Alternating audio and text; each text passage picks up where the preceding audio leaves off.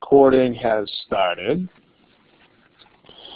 Okay, again, just to re-emphasize for the recording here, we've got two main topics for today. Number lines in data sufficiency continued from last time, and then data sufficiency problems involving angles.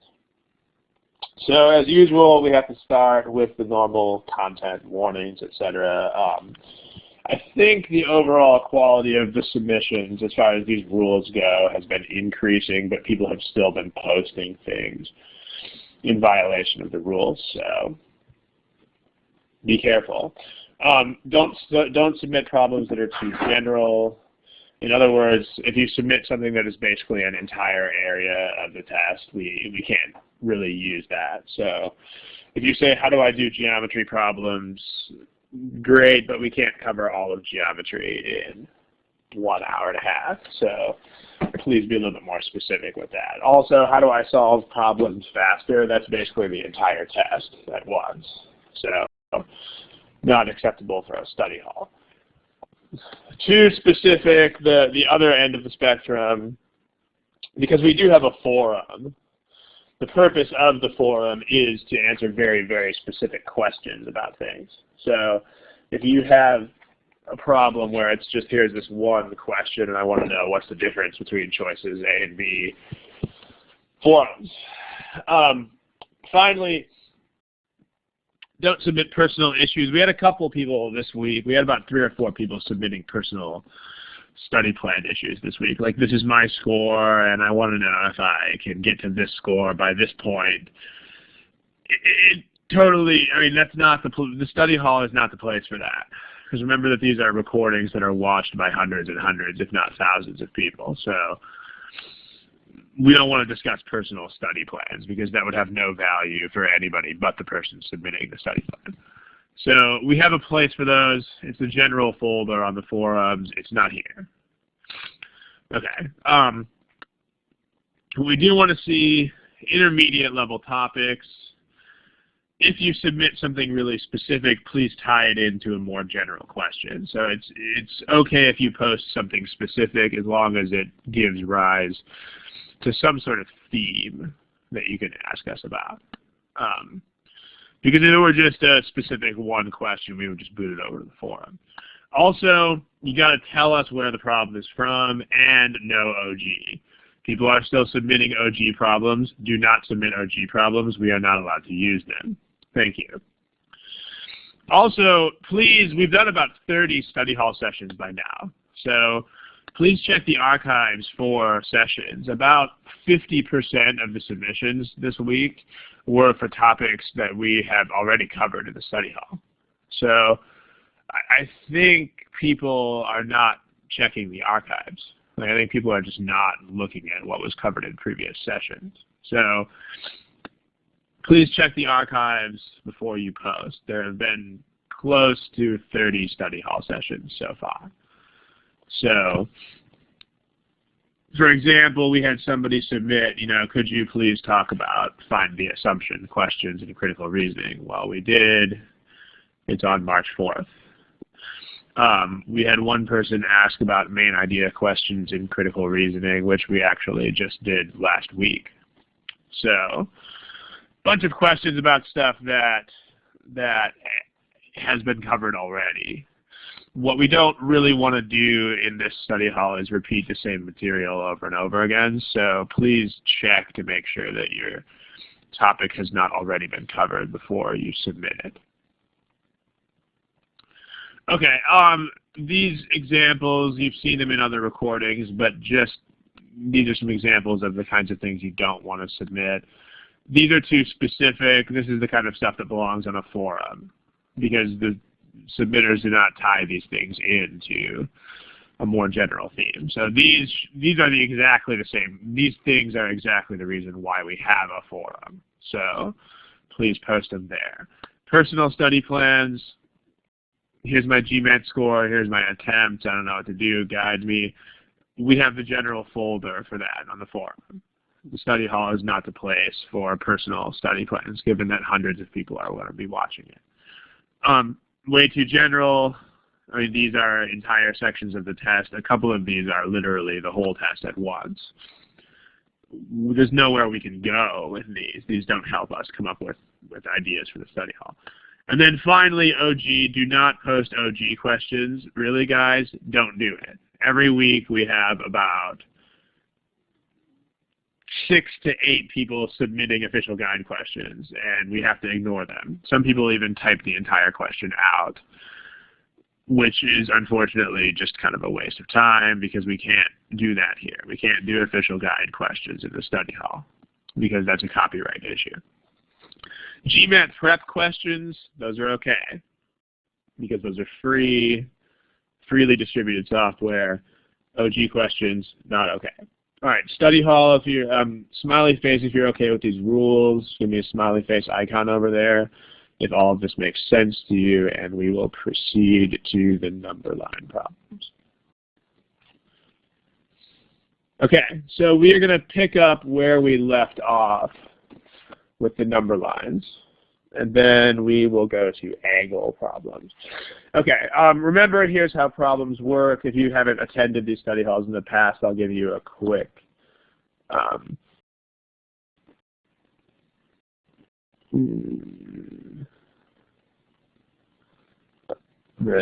going to enable the multiple choice options.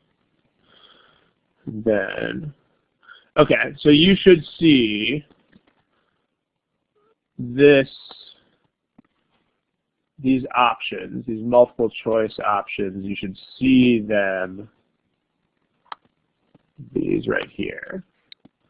You should see multiple choice options like these. Should look, I don't know if it'll look exactly the same on your screen. I have a Mac. If you have a PC, it might look different. But you should see multiple choice options. When problems are posted, use these options to answer the problems. Please do not post your answers in the text box.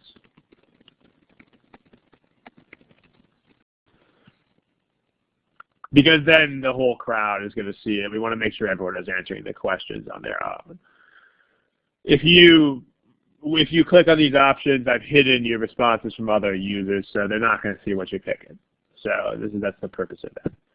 Okay, everybody okay with this smiley face? If you see these options, if you know where to pick your answer to the question, smiley face if you see that. Okay, so let's take a look. Here's the first problem. Give you a timer with about 2 minutes on it. Go ahead.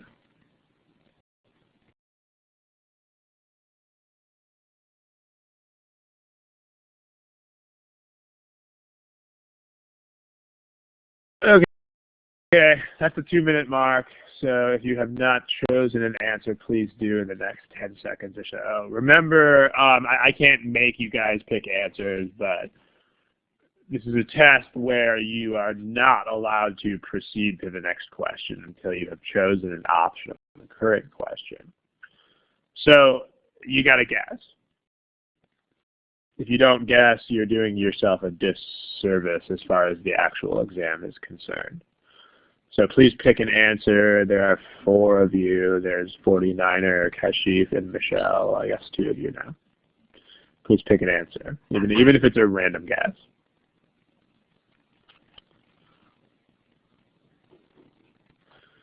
Okay, still 1 person who hasn't picked an answer yet. All right, here are the answers from the class. Oh, someone changed. Okay, someone changed their answer. All right, here's what we've got. Somebody just signed in. The 3 responses of nothing here, one of them is mine, one of them is someone who just signed in. If you are the individual who didn't answer the question, again, make sure that you understand what we're saying about not answering questions. I mean, when you're in practice, you have to get used to the idea of responding to everything, even if you're not sure, because that's what the test makes you do. So,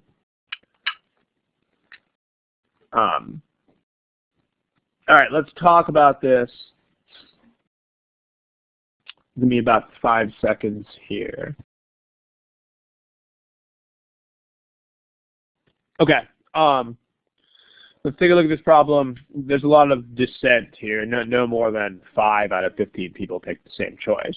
But let's take a look. And remember the emphasis, as always, the emphasis when we study quant is on takeaways. What I mean by takeaways are lessons that can be applied. Remember, do not ever forget that this is the primary emphasis of any time that you ever study. Lessons that could conceivably apply to future problems.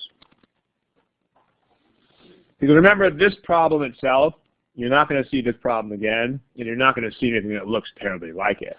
So anything you learn that is valuable is going to have this sort of form. If I see something on future problems, I should something. Make sure that you learn lessons that are of this form. Forward-looking, things that I might see again on problems that don't look exactly like this one. So let's keep that in mind. One thing about this, it's a visual problem. I mean, number lines are visual, right? But it doesn't have a diagram. If I see a highly visual problem that doesn't have a diagram, what do you think that means in the text box? Why would they not draw a diagram in a problem that is highly visual? Okay, you got people in the text box are saying you have to draw it yourself. Yeah, okay, true. But it's more specific than that. If it's a problem that clearly involves a diagram and they decide not to draw one, there's usually a more specific reason than that.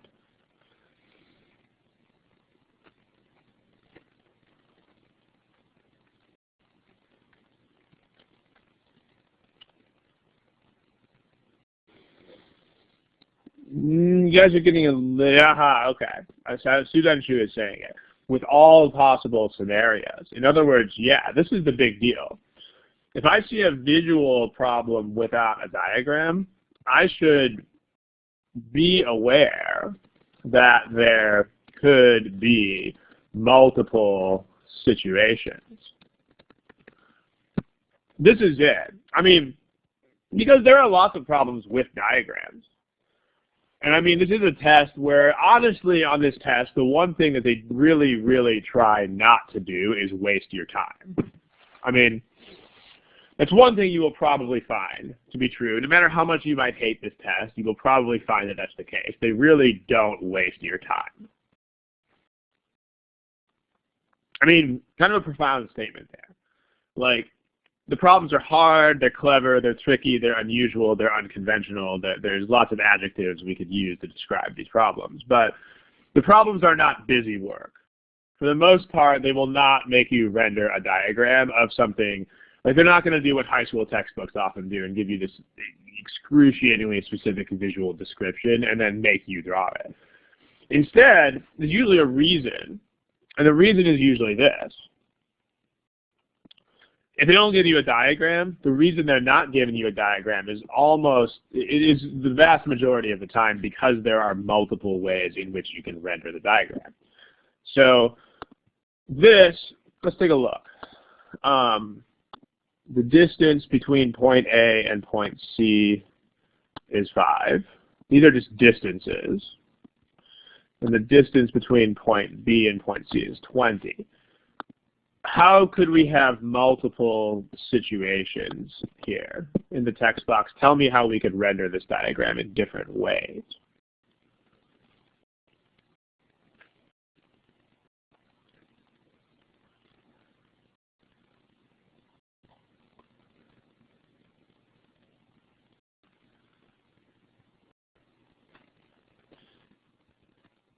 Yeah, okay. So the responses in the text box are starting to get to the point, which is the points could be in any order we want them to be in. We don't know the order of the points. So there you go. So we do know that C is the common sort of hinge here. They're both related to C. And we know that B is farther away from C than A is. But let's draw all the possibilities. So let's put C in the middle, because C is the one that's related to both of them. And then A or B, we have the distances are fixed, but we have this freedom of placement where they could be either on the left or on the right. So A is closer. You could put A on the right, or you could put A on the left. And then B is farther away, but B could be on the right, or B could be on the left. So there's our 4 possibilities. I mean, you don't need to be excruciatingly elaborate in drawing this stuff, as long as it's represented schematically in an accurate way. Like, in other words, as long as relative quantities are not too distorted. Like we definitely need B to be farther away than A, because the distance 20 is greater than 5. But here's our 4 possibilities. So the distance between point A and point B is 25. Well, let's find the distance between point A and point B. In these two, it's the short distance. In these two, it's the whole thing. So let's look at the distance between point A and B in those cases. Well, in this case, it's only 15. It's 20 minus 5. In this case, it's 25. In this case, it's 25. But in this case, it's 15 again. Smiley face if you guys see where the 15s and the 25s are coming from. And other face if you don't. If anybody gives the other face, we'll explain that a little bit more. Okay, all good. So statement 1 means you are looking at one of these 2 cases, because those are the 2 cases where the distance is 25. In both of those cases, point C is between point A and point B. Remember, don't forget to answer the question. I mean, just because we have 2 cases doesn't mean insufficient, because this is the question. And in these 2 cases, the answer to that question is absolutely yes. So in both cases, yes, C is between A and B. So that's sufficient. Point A lies to the left of point B. Statement 2. That is true in this case, and is also true in this case. In one of those cases, C is not between A and B. In the other case, it is. So we don't know. It's yes in one case and no in the other. So that's insufficient. Okay. So the answer overall to the question is A, which is the plurality answer. It's the one that more people picked than any other choice, but definitely not a majority. That's 5 out of really 13 people, not 15. So still not a majority. So I guess this problem is pretty tough for the crowd in general. But the takeaway, this most important thing you can learn, remember, you have to look forward from these problems. You have to resist the temptation to just solve the problem and be like, hey, I solved the problem, because that doesn't have value. There's no value in just solving the problem. You've got to look forward to possible future consequences in problems that don't look exactly like this one. This is one such consequence right here. Any questions about this problem? Type in the text box. Otherwise, we will move on to another problem. Okay. No questions. All right, let's move on. Remember that you should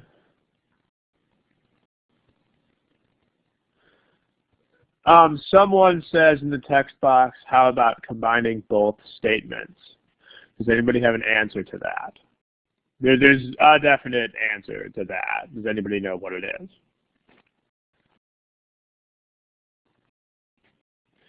And while people are typing, let me comment that this question, the question indicates that the person asking the question is still unfamiliar with the basic setup of data sufficiency. Yeah, there it is in the text box. You don't put the statements together unless they're both insufficient. Because if one of the statements, if either of the statements is good enough by itself, there's no need to put them together. You wouldn't figure out anything by doing that. So if you, the asker of the question, make sure you go back to your basic treatment of data sufficiency. If you have our materials, watch the recording of class session number 1 where we talk about this, and then, or look in the front of the data sufficiency chapter of the OG. So the student asking about difficulty level, when you study, you should not really think about difficulty levels of problems. They're pretty much irrelevant to your study. Because remember, the point is not solving the problems. The point is discovering principles that will apply to future problems. And these principles transcend the whole issue of how hard the problem is. I mean, this lesson is relevant no matter how hard or easy the problem at hand is. So by even thinking about difficulty levels, you are just limiting the way that you study. You're going to get less out of your study if you're thinking about that kind of thing. So the answer is irrelevant. Okay, let's take a look at another one. Let's try this one right here. Okay, again, please use your polling buttons, your multiple choice options. A bunch of you have just shown up. So since you have, let me just show you this screen again that we just saw. This one. Okay, you should see these options on your screen. There's about 6 people that weren't here for the first problem, so sorry for the redundancy. You'll see these in the corner of your screen. These are what you should use to answer the question, not the text box. Please do not type answers in the text box. Thank you. Okay, here's the problem. Right here. Okay, I'll give you a timer again. About 2 minutes. Go for it.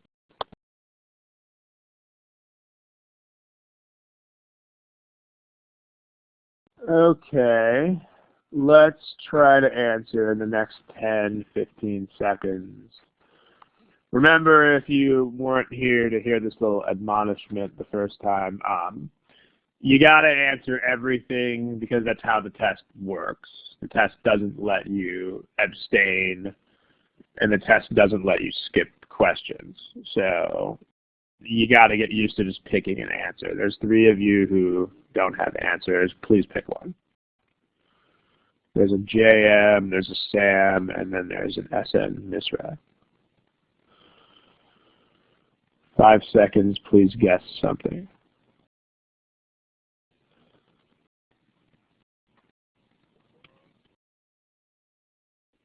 Okay, so you guys still aren't guessing. Remember, I mean, you know, you're on the other end of the internet. I can't make you pick an answer, but remember that you got to pick answers to everything. That's how this test works. So, okay, here's what people did. If x is a positive number less than 10, then is z greater than the average of x and 10? Okay, let's discuss. You might be tempted to just throw this into an algebra form right away. You might. I mean, we'll look at that in a second. But let's take a look at this visually. Because, I mean, remember, you want to try to get as many interpretations of these kinds of things as you can. Let's consider this visually, because the problem involves number lines. In other words, you want to take the clues from the problem at hand. There's going to be different ways of interpreting stuff. Like if I asked you, is z greater than this average, and you know, you've got something like a bunch of equations written out, then you're probably going to take an algebra approach to the problem. But we've got a number line here. So because the problem involves a number line, it's a good idea to take an overall visual-based approach to the first part of the problem. So there's a takeaway here. There's a lesson that you can learn just from that, which is when there are multiple ways to approach something, you should look for clues in the surrounding environment of the problem to guide your choice. Because you can think of averages visually, or you can think of them in terms of crazy algebra equations. But look around, see what you're looking at. So here's what this looks like visually. Here's a number line. Is z greater than the average of x and 10? So we know x is some positive number, so let's go ahead and put 0 on this number line as well. So here's 0, x is some positive, and it's before 10. So these things are definitely in this order. There's no multiple orders. Question in the text box, how do you draw that blue thing? How do you draw the average of x and 10 on the number line? Like, where is that located?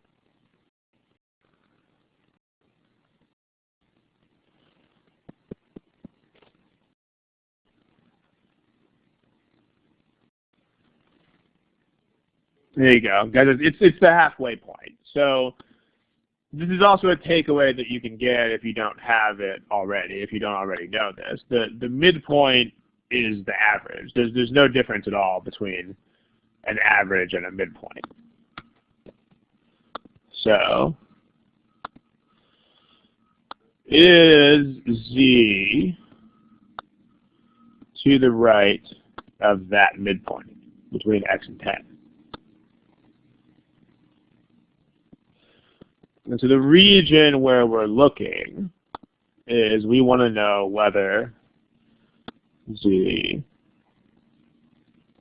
is over here. Smiley face if that makes sense from a visual standpoint. One or two of you are typing algebra into the box, but not what we're talking about right now. We're talking about a purely visual approach to this problem. So the question is z over here?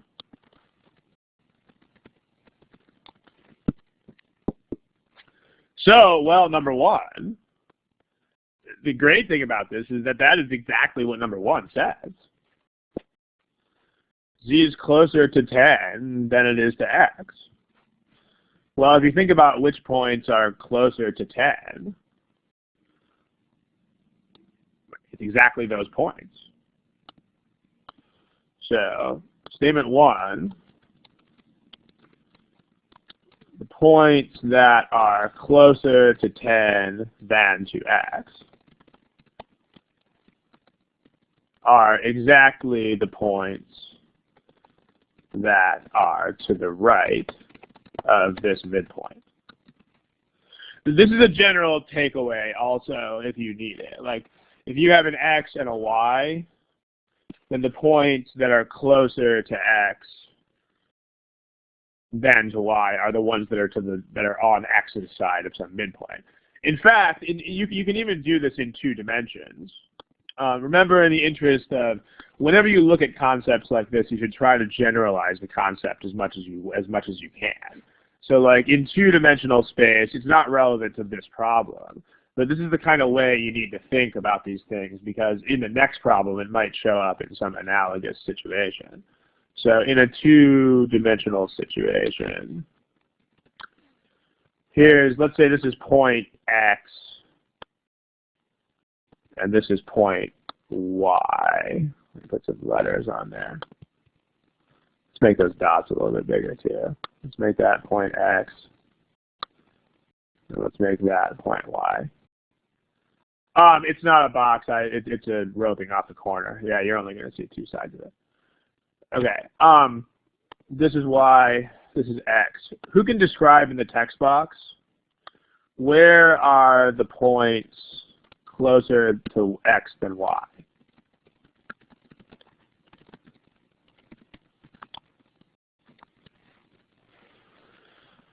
What would that look like?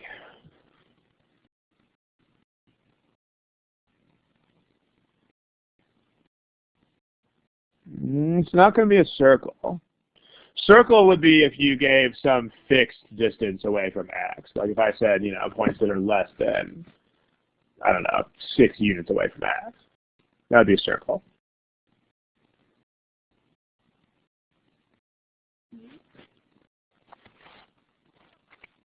Yeah, suit-on shoe is getting there. You're less than half the distance between X and Y. Not necessarily, Nicole, because you could have points that are way on the other side of X that'll be farther away than that from anything. But yeah, suit-on shoe's got it right. There's a line which is, I'm going to draw it in two parts just to make sure I draw it accurately. It's going to look like that, which divides the 2 points up. It's called a perpendicular bisector if you like terminology.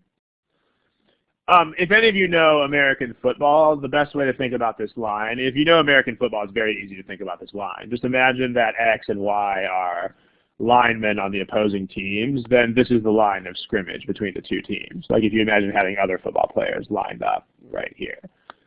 And that's why football is set up the way it is. All the points over here are closer to Y, and all the points over here are closer to X. So the points that, if you like to get technical, then the actual definition of that line is that if you, Sudanshu said, if you take this line between X and Y, then it's perpendicular to it, and it also cuts it in half. It's called a perpendicular bisector. But visually speaking, it's just like a line of scrimmage on a football field or other such thing. So if you look at that, then the points that are closer to X are the points that are all the points that are on X's side of that line. And that even includes the points that are, thousands of miles to the left. It's everything on that side of that line. So there's an analogous situation. When you review problems, you should make an effort to try to think thoughts like these. Try to think of how could I generalize this concept? What other ways could I see the same sort of thing? Okay. So back to statement one. Statement one is telling you that Z is over there, because the points that are to the right of this line are exactly the points that we're talking about. So this is sufficient, because statement one is telling us that Z is to the right of that line. Smiley face if that makes sense. And we'll take an algebraic approach to this problem in a short bit, but visually it's immediate. So this goes to show you the power of having multiple ways to approach a problem. Statement 2, Z is 5x. Well, let's take a look at different cases here. Because remember that x could be anything between 0 and 10.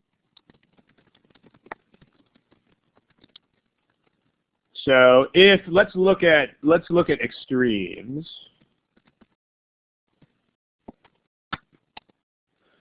So if x is, let's say, 0.1, then z is just 0.5.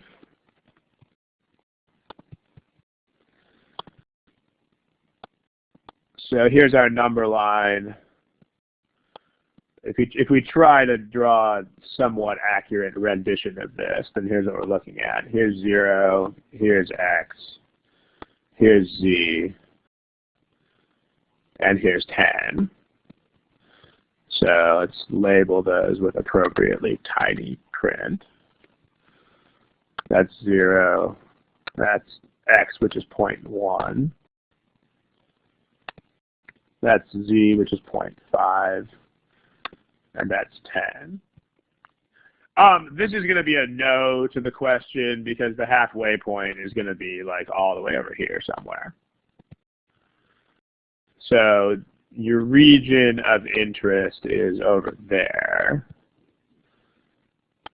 And z is not in the region. So this is a no to the question for x is 0.1. On the other hand, if x is something like, okay, I'm going to mention something, which is that remember the two statements are never allowed to contradict each other. If you know that, then actually you're done, because the answer to this was yes all the time, the answer to this other statement. So since that was all yeses, this can't be all no's. If you make that realization, then you know there must be some yes possibility somewhere, which would make this insufficient, and you actually don't have to do anything. If you don't make that realization, then just look at more cases of x, except look at more extreme cases of x. So if x is like 9, then z is 45. Okay, I don't think we need to draw this picture. Z is definitely way to the right. So it'll be in that region.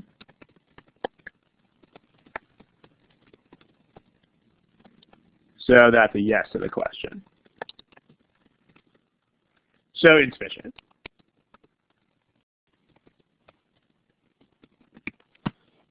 Any questions about this?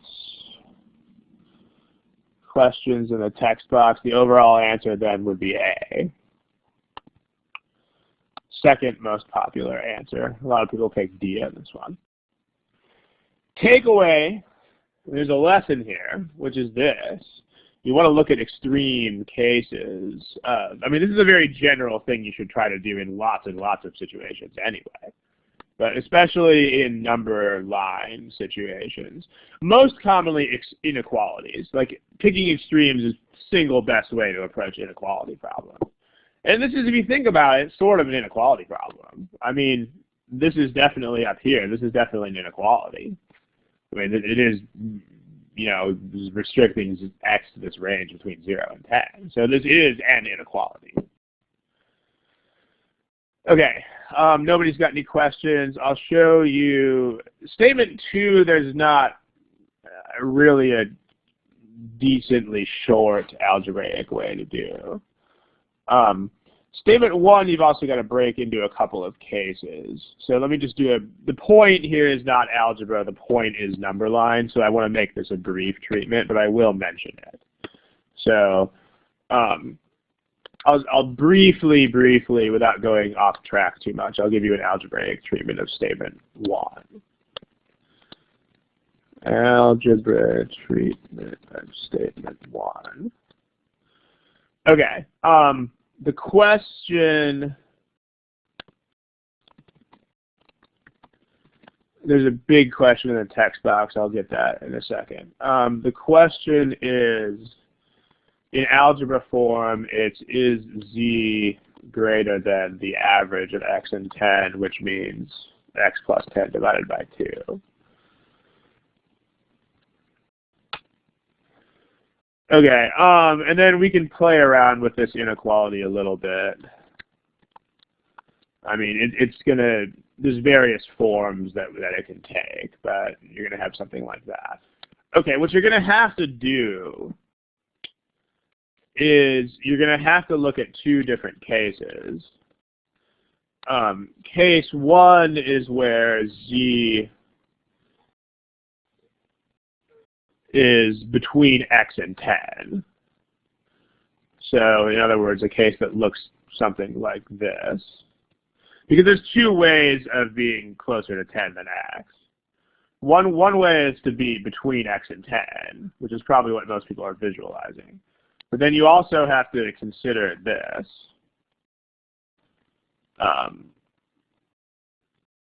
You also have to consider the case where z is closer to 10 on the other side, like that. This is another one of those non-diagram problems. So in this situation, is 2z greater than x plus 10? So let's draw this to scale here. This has to be the distance that I'm putting in orange highlight has to be bigger than the distance that I'm putting in blue highlight. That's important. That distance is greater than that distance. So 10 minus z is greater than z minus x, less than. So z minus x is greater than 10 minus z. If you rearrange this by adding z and x to both sides, you will get exactly the inequality 2z is greater than x plus 10. So that's a yes to the question. In case 2, you would prove that differently. You would just prove it by realizing that z is bigger than 10, and z is also bigger than x. So if I have z plus z, that must be bigger than x plus 10. Because the first z is bigger than x, and the second z is bigger than 10. So if I add two bigger things, then that's bigger than two smaller things. So that's also a yes to the question. So you get a yes no matter what, and that's sufficient. I mean, that's a lot harder, but it is algebra, and it does work. And I mean, at the end of the day, you just want as many legitimate approaches as you can have. So, okay. Any questions about the algebra approach? Let me look at this question in the text box and see what we're dealing with here. Any questions about the algebra approach that's on this page? Text box. Okay. The question in the text box says we are supposed to determine whether it solves the question. Well, yeah, but this doesn't solve it, because if you look at statement 2, we showed explicitly that it doesn't answer the question. Because if you've got statement 2, then here's one case under statement 2 where the answer to this question is yes, and here's another case where the answer is no. So we've just shown that it doesn't answer the question. You don't know whether it's yes or no. If you're thinking, there's a beginner's mistake that people make where people think that if you can, they're thinking even if it's yes or no, there's still some answer in each case. If you're thinking that way, you're going to magically get D to every single problem that you ever do. And then that should tell you that there's something wrong with that approach. So you have to get the same answer all the time to be called sufficient. This is two different outcomes. So this is insufficient. As someone asks, why 2 cases? Because there are 2 cases. So yeah. Sam, z is 9 and x is 8 doesn't satisfy this. So that case is irrelevant.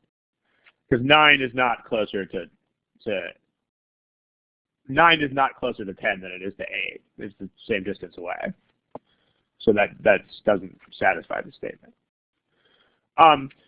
Question about why 2 cases. You need 2 cases because there are 2 cases. I mean, if z is on this side of 10, then this is 10 minus z. But if it's on that side of 10, you can't write 10 minus z anymore because that's a negative number. So like this work that we're doing here doesn't work for that case, and this work doesn't work for that case. Like you have to treat them differently. I mean, you can write some garbage with absolute values, but you wouldn't be able to reduce it. So in order to actually prove this, we need 2 cases. By the way, this is a really, really common thing. If you're going to do algebra with things like number lines or distances, you are going to have to split things up into cases a lot. So be ready for that. My main point here, though, is this visual approach, which makes number 1 soluble almost instantly. So there you go. Any other questions about this bad boy? Otherwise, we'll move on to another one. Okay, try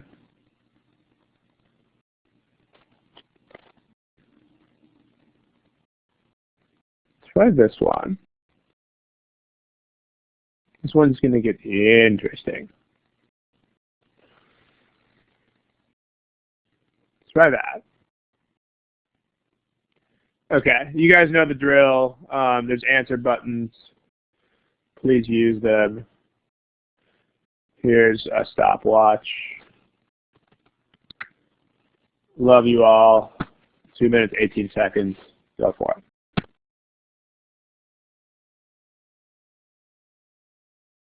Hey, wow, the answers to this one are interesting. You will see what I mean in a second. Okay, there are a lot of you who have not yet picked answers. So in the next 20, 15 seconds, please do so. Let's see, there's a Gav who just logged in. Sam, you don't have an answer. And then there's one other person with tech problems. So, Sam, let's pick something.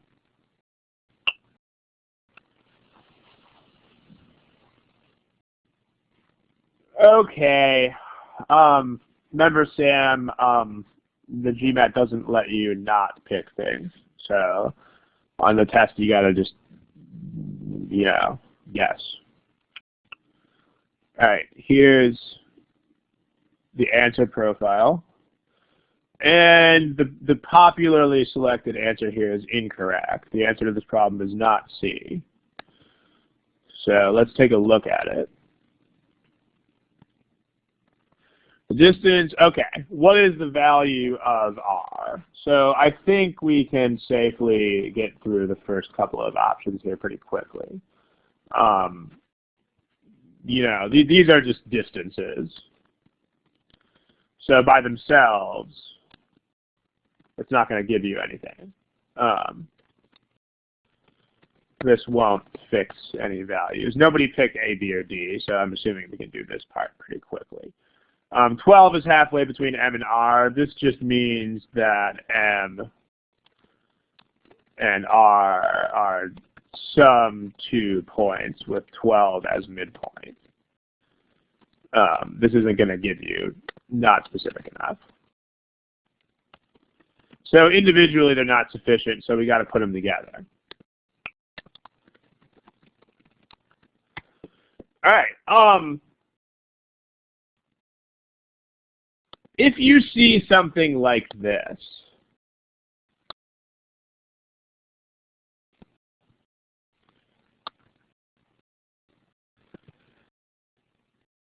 if you think this just means that R is 3 times M, you got to watch it with that kind of thing. I mean, because remember, okay, these test writers are lazy. I mean, they're not going to exert too much effort to write things that don't need effort to write. So, like, if they're going to this kind of trouble, you should suspect that something is concealed by this wording. You can suspect that this weird phrasing is hiding some sort of secret beyond just like, R is 3m. I mean, there's always more to these problems than meets the eye. I mean, but let's just take a look. I mean, this problem is actually, and remember what we said, the main point of doing any sort of study is to connect problems that you've seen in the past with problems that you're seeing now. So you got to make associations when those associations are available. There's an association you can make here with this problem. I mean, it's almost, at the end of the day, it's almost exactly the same situation. Like here you had some distance relationship, but you didn't know which side these things were on, and so you had to sketch out the different possibilities. At the end of the day, this is actually the same thing. Because we don't know which side of 0 these things are on. So this is a lot like, it should remind you of that last problem. Should remind you of the A, B, C, 20 and 5 problem. If it doesn't, it means you, okay, if you didn't make that association, it means that you are thinking of these problems as separate entities all the time, which is not the way to think about this. You got to think about them as interrelated things, that it's the relationships between them that are most important. Because the same insight that you got there can totally help you here. So the distance between R and 0 is 3 times the distance between M and 0. So we got to sketch out 4 cases again. So number 1, 4 cases. Here they are. 0. Let's put 0 on there first. 1 case is where R and M are both negative. So that's R over there, and then M would be somewhere like here. The next case is where R is negative, but M is positive. The next case is where M is negative, but R is positive. And then the last case is where they're both positive.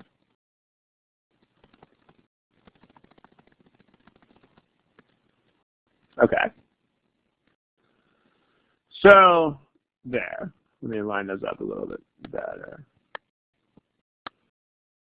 Okay, that should look a little bit better now. Here's our cases. Also notice the ratios here are set. These are not random points to the left and right of 0. You have to have that 3-to-1 ratio. So, okay. 12 is halfway between M and R. So if we're putting these together, we need to think about in which of these cases, because we need both of these things to be true.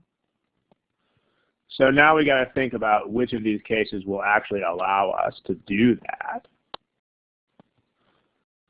So in which of these cases is this actually possible? Well, let's take a look. Halfway point, if you do this with algebra, it will take you a very long time. But if you do this visually, this halfway point is negative, so that case isn't going to work. This halfway point is also negative, so that case isn't going to work. This is positive, and this is positive. So we need this to be 12. So this case isn't going to work because that's negative. It can't be 12. And this case isn't going to work either because that's negative. It can't be 12. So if 12 is positive, well, 12 is definitely positive. I'm not really seeing the question. Maybe you could clarify the question. But 12 is definitely positive because it's 12. Okay, so these are the 2 cases that we want.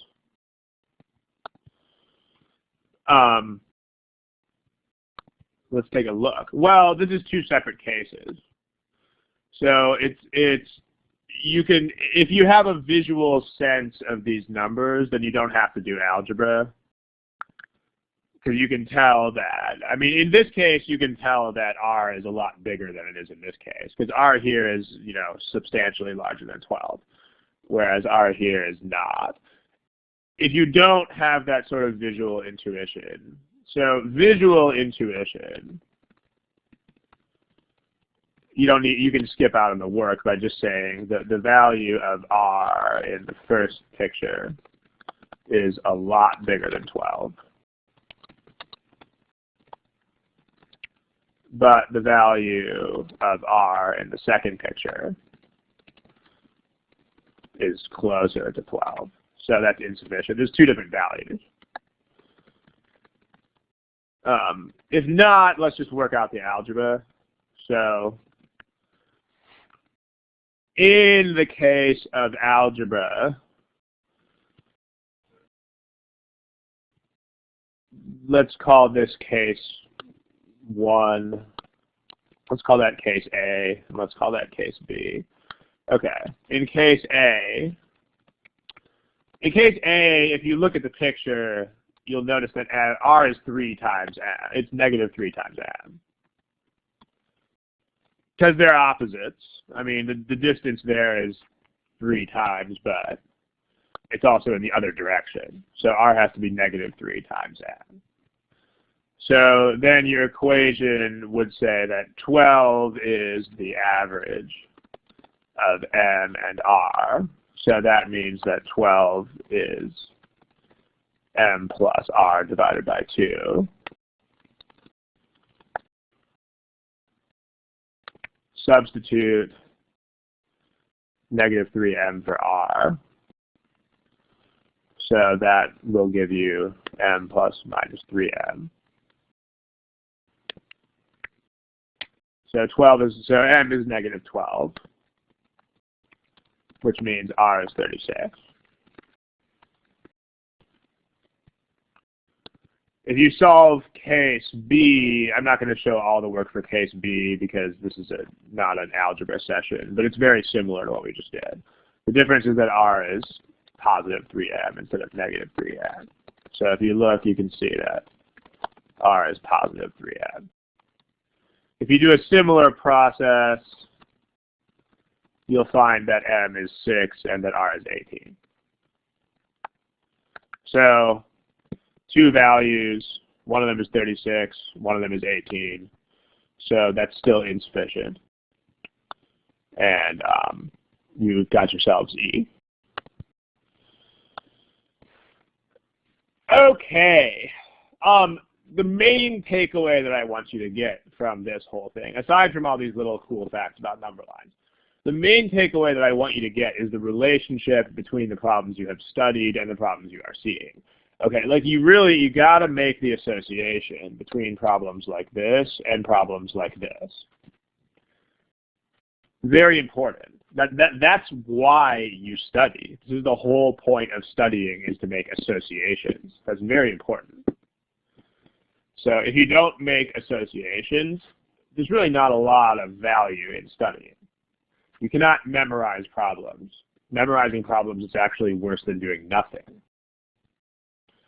So be very careful with that. Any questions about this one? I see one gentleman typing in a text box. If any one of, I'm not really understanding the question. I think you might be asking me, what if the problem gave you restrictions on M and R, like if it restricted the signs of that. If that's what you mean, just look at these cases and figure it out yourself. If you ruled out one or the other of these cases, then you would get C. And if you didn't, if they're both still there, then you get E. So like if I tell you that R is positive, then you're still going to get E, because you still have both possibilities. But if I tell you that M is positive, in addition to all this stuff, then now it's just this one. So that would be C. And if I told you that m is negative, then you would have that one, and so on. So just look at the cases and see if they're still there. Okay, let's move on to the other topic that was promised. The other promised. Okay, someone's typing a question, so I'll wait until your question shows up. Why the case 1 is true? Distance is either way. The question is, look at these cases. Case 1 just means that this distance here has to be 3 times this distance here. It's exactly like the other problem in the sense that those distances could be in any direction. So, you could write a statement like this with absolute values, but then there would be nowhere for you to go with that statement. But visually, we don't care which direction these things are in, as long as this distance to R is 3 times as much as this distance. Just as in this problem, we don't care which way we are going, as long as the distance from C to B is 20, and as long as the distance from C to A is 5. So if it's 20 this way and 5 the same way, we're good to go. But if it's 20 this way and 5 the other way, we're also good. This is exactly the same sort of thing. So it's very visual when you think about it this way. But the distance between R and 0 is not R. It's either R or negative R, depending on which way this thing goes. Okay, the other promised topic today was angles. So let's get to a couple of topics involving angles, and then before we are out of time. So try your hand at that. Yeah, go for it. Give you about, let's see, 218 again. Go for it. Okay. So you all had answers, although now 2 of your answers are gone. If you are one of the people who took your answer off, please put an answer on there because we are now out of time. There's one, Nicole, you had an answer on there, and now you don't. So, all right, here are the statistics. At least you all answered the question this time. That's a good start. As has been the case before, the most popular answer this time is not correct. But let's take a look. Let's resize this thing so that we can actually look at it. Okay. Let's talk about this problem. Let me point out a fact about the problem. The fact is that these angles have lots of relationships to each other. You've got the circle, you've got so the circle is going to give you've got a bunch of things that you're told are equal, and so on. You have AB is the same as OC, so let's put that into the diagram. That's a relationship.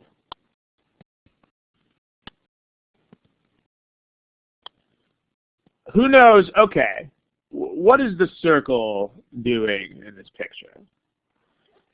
As a hint, it's pretty much the same thing that a circle will be doing about 90% of the time when it's in diagrams like this. Because if you think about it, the circle doesn't have much business here. This is a diagram about angles and triangles and stuff. So the circle is sort of, what is it doing?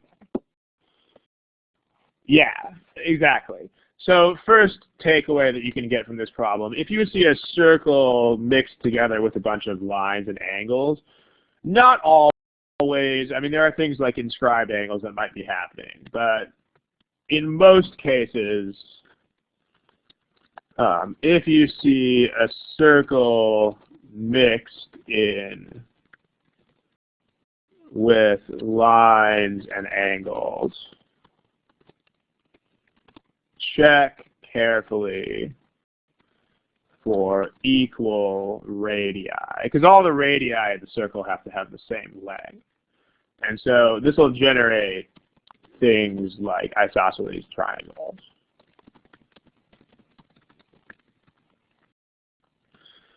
Okay, that's a useful takeaway. In this case, the circle makes these two radii the same. And that's actually all the circle does in this whole problem. I mean, as soon as you notice this, you're basically done with the circle. So now we know that all of those are the same. So A, B, BO, and OC are all the same.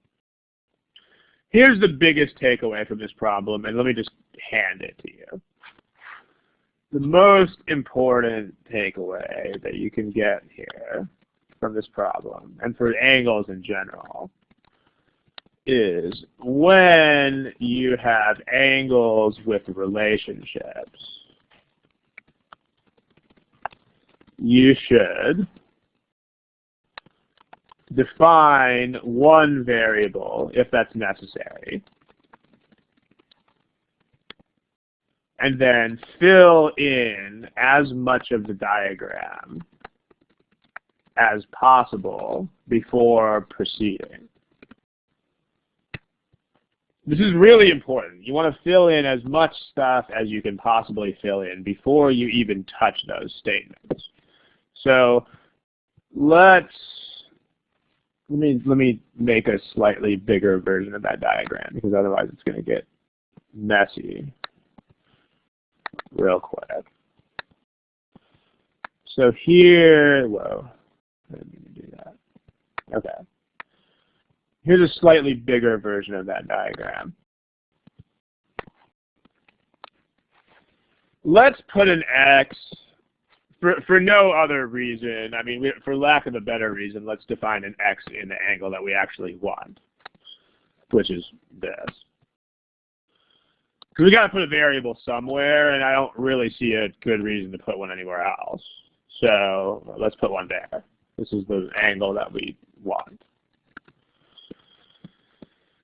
Okay, someone already wrote in the text box, yeah, triangle ABO is isosceles because these are the same. So that means that angle BOA is also X. All right, so this is a triangle. As a corollary to this takeaway, usually you won't need to use anything except two things. Except 180 degrees in a triangle and 180 degrees in a straight line. There is this little trick called the exterior angle trick. You don't ever actually need that because you can always figure it out with triangles and straight lines. So if you know that trick, great. It'll save you like 5 seconds here and there, but it's not a super high priority. 180 degrees in a triangle, 180 degrees in a straight line. Well, this is a triangle, this green thing. So we have two angles of that. So we can fill in the third angle, which is 180 minus the other two. That's 180 minus 2x. Then this orange thing is a straight line. So this guy right here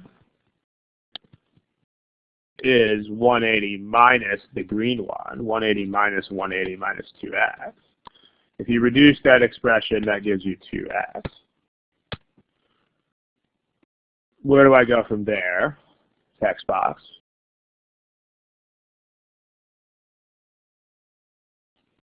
Nobody. Okay. Yeah, this is another isosceles triangle. So that's going to be another 2x. which makes this 180 minus 4x. Because you got another triangle. This purple thing here is a triangle. So that's 180 minus the other two angles in that triangle, 180 minus 4x. Notice we haven't even touched the statements yet. That's the point. We can do all of this literally without touching the statements. Okay. And then this last angle, COD, that gives us this whole thing. This brown guy is a straight line.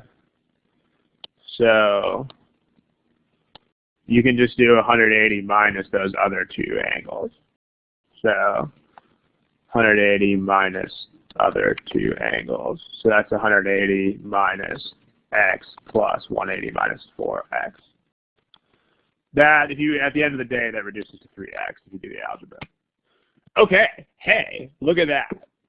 So this is the importance of this, because if you do this, a lot of the time you're going to find, I mean, yes, this is a rather large time investment up front, but again, remember, GMAT problems don't waste your time. So any problem, any method that requires a large time investment up front is generally going to require very little time investment afterward, and that's the secret here. Like as soon as, I mean, it's probably going to take most of the time you have for this problem to do this work. But as soon as you do that, you've got like literally nothing. You can answer these immediately. Because the question becomes, what is x? And, well, this means 3x is 60. So we have x. And this gives us a number for 2x. So that gives us x also. So these are both sufficient, and the answer is D. Major takeaway from the problem, super, super important. This. Fill in as much of that diagram as you can right off the top. Questions? Any questions about that? Okay. We can probably make time for one more of these angle problems. Let's do this one. Clear out your answers. I'll give you 218. Give you 225 or so for this one. Go for it.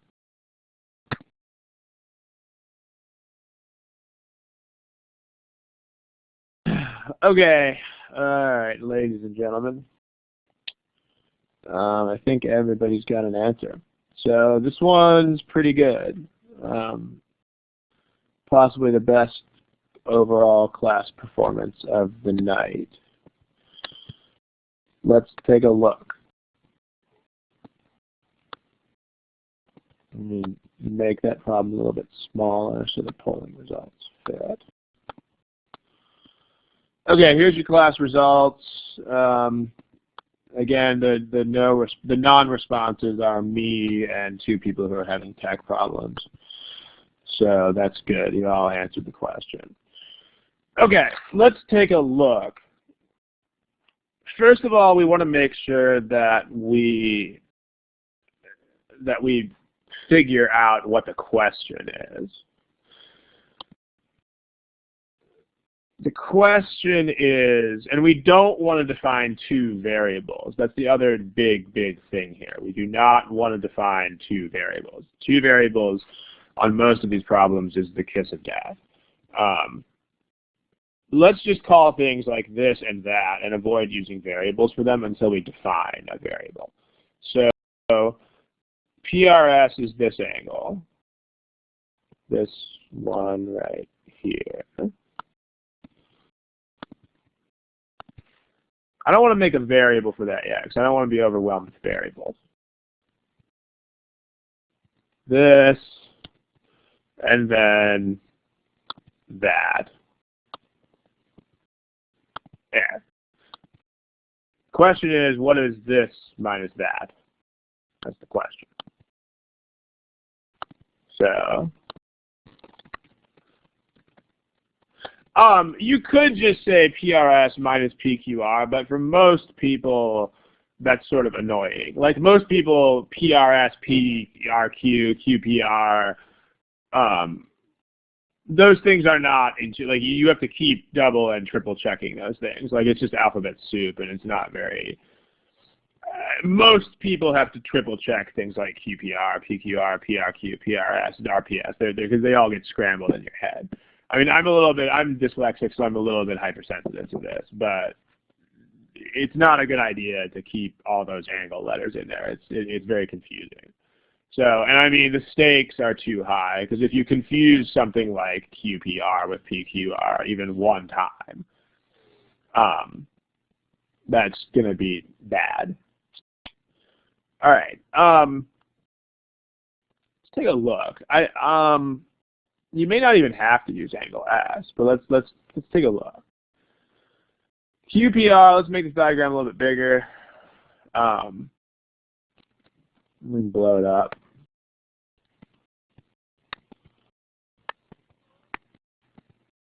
All right, here's the diagram.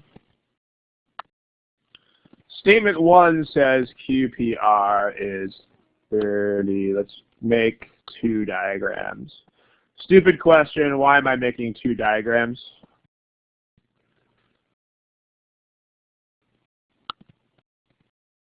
Nobody? Why am I making 2 diagrams?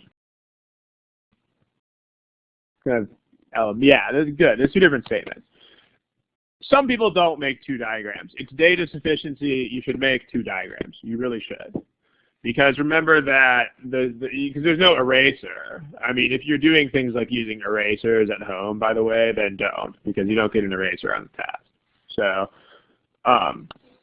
one thing, it's like a procedural takeaway then. It's not even a math lesson. It's just a procedural element. Is you should make 2 diagrams when you have a geometry data sufficiency, unless the process is so transparent that you don't need to.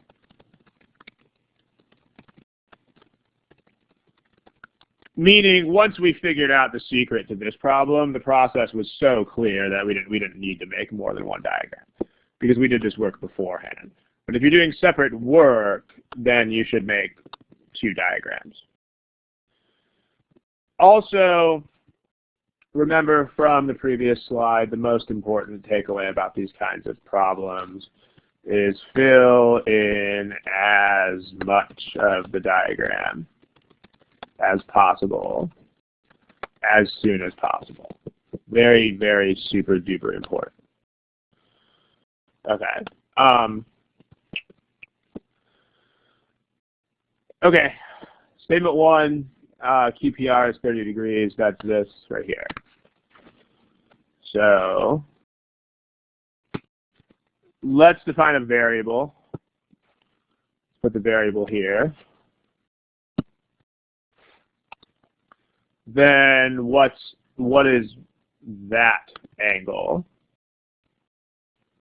Text box. This angle here, which I guess would be angle QRP.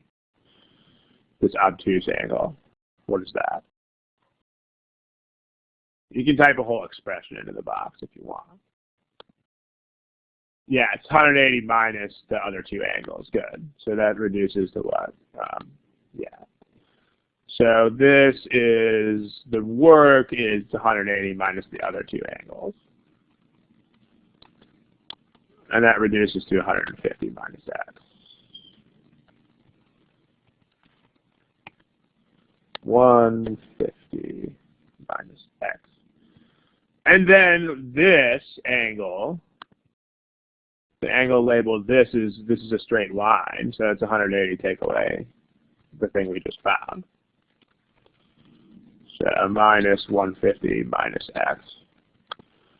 So that's 30 plus x. And then notice you don't have to find x. And in fact, in problems like this, if they ask a question like what's the difference between two angles, you should suspect that you will be able to find that difference without finding the angles. That's how these guys operate. Like, otherwise they wouldn't be bothering to ask you this question. Like, you know, if you could find the angle, they just ask you for the angle. But if they ask you what's the difference between two quantities, you probably can't find the quantities. But you probably can find the difference, which is what gives you that such weird question. You know, again, yeah, exterior angle, I mean, if you know the exterior angle rule, great, good for you. It'll save you 5 seconds. If you don't know it, it's really not a big deal. So, but if you do know it, it can be a shortcut. It is of very low importance, though, because it will not do anything that this kind of approach won't do. So, I'm making this point over and over again because some people on the forums have agonized over the exterior angle rule. You don't care. It's very low priority rule. Okay. Well, this minus that is 30 plus x minus x, and so that's 30. There you go. The other statement, that's sufficient. It's a hard number for the difference. We don't know x, but we don't care because we've got the difference. This one, if these two angles are 150,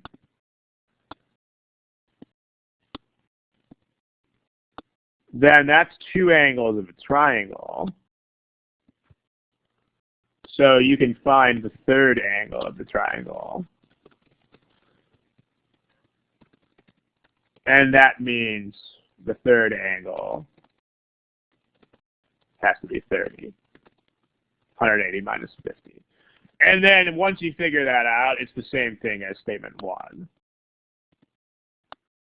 Because as soon as you figure out that that's 30, you now have exactly the same situation that you had over here. So this is 30. As soon as we knew this was 30, we had everything else figured out. So same situation as statement 1. So that's sufficient.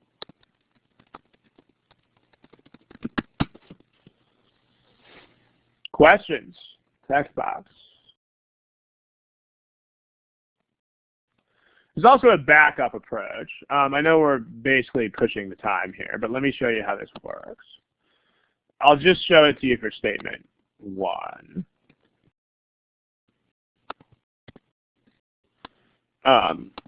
As a backup, here's the basic description of this. And then I'm going to refer you to another study hall where I flesh this out a little bit more. But the backup method is plug in multiple values. And if you get the same answer over and over again, then that's sufficient. And if you get two different answers, then insufficient. For more I'll show you how it works on this problem. For more details, see the last part of the February 4th, 2010 study hall. But here's how it works. What we know, let's do this for statement 1. Remember, statement 2 winds up being the same as statement 1. So that means this angle is 30. This is statement 1. So what we're going to do is we're going to plug in different numbers for unknowns. And we need to try different values. So let's try kind of small print here. Let's make this, let's say, I don't know, 40 degrees. Then that would mean 30 and 40 is 110, 70. So this would be 110. And then this would be 180 minus 110, which is 70. So in the purple values, my difference is 30. Answer is 70 minus 40 equals 30. Okay, let's try new values. Let's make that 1 degree. Then that would be 31, so this would be 149. And that would be 180 minus 149, which is 31. If I use those orange values, my answer is 31 minus 1. So I get the same answer. I mean, this is already looking like it's not a coincidence, but let's just try one more. Let's make that, I don't know, some other angle, like 13 degrees or something like that. Then that's lucky 13. Then that's 43, so 137. And 180 minus 137 is 43. So using the green values, I get 30 again.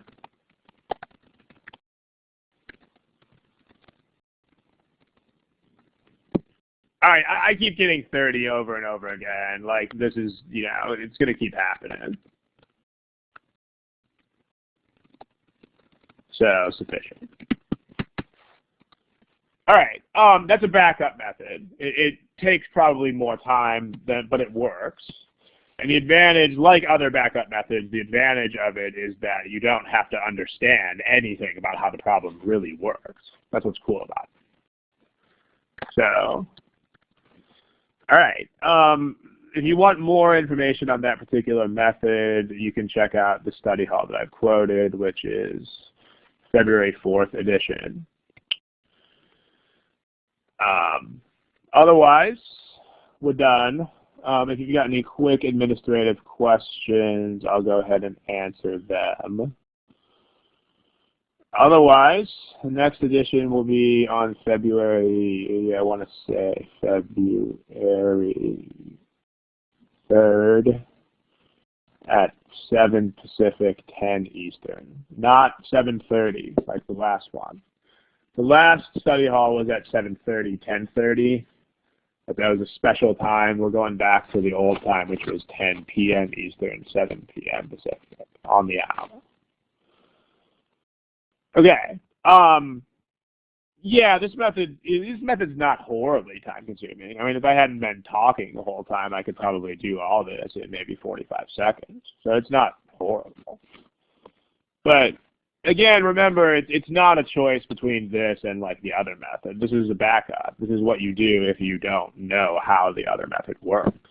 So it's false choice, false dichotomy to think of it as this versus the other method. You need to know both, so that if you don't understand the textbook approach, you still have something to use. It's a very bad way of thinking to try to figure out which method is the best all the time. Because the best way to do this is just to learn more approaches. You should learn as many approaches as you can get your hands on.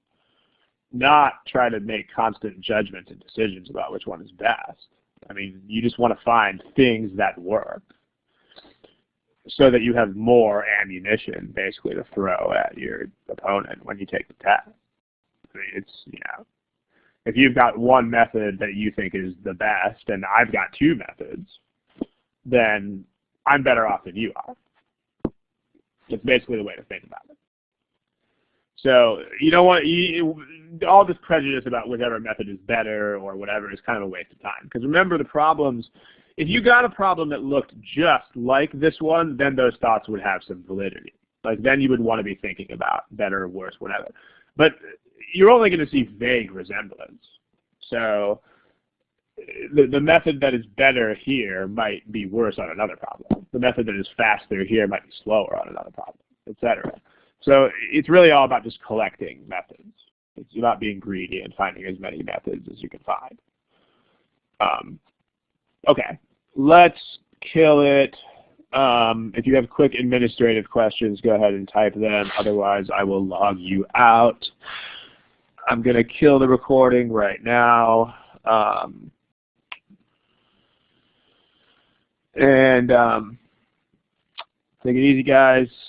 Next recording's in 2 weeks at 7 Pacific, 10 Eastern on February the 3rd, which would be sometime on February 4th if you're in the Eastern Hemisphere. Okay, night. Good luck. Take it easy.